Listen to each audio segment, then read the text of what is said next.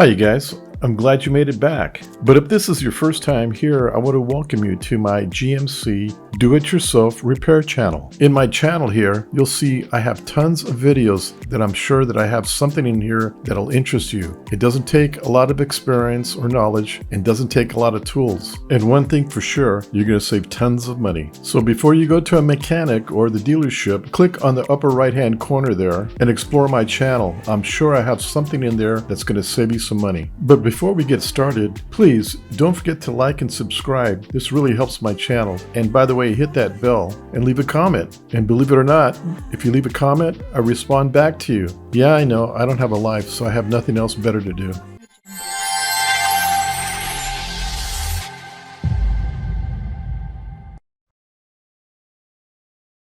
So you're ready to go to work or on a long trip, and it's snowing and freezing outside. By the way, if you like to know how to put chains on your Yukon, click above on the right hand corner and it'll take you there.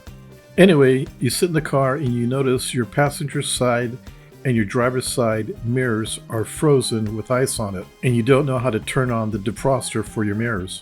Well, let me show you how you do this. It's real easy. If you look down where your controls are for your air conditioner, on the bottom far right is your rear window defroster.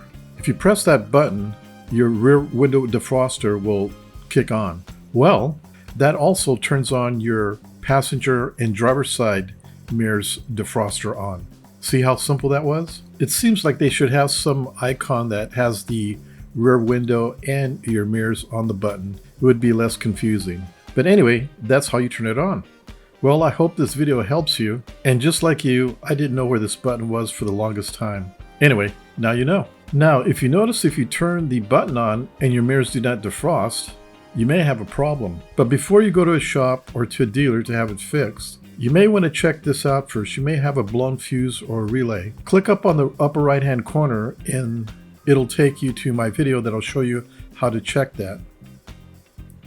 Okay, well, I hope you enjoyed this video and I hope it was very informative. Please check out my other how-to videos. Oh, and check out my new website. There's new items being put in there every day. Don't forget to like and subscribe, and of course, hit the bell. Until then, we'll see you at my next video. Bye.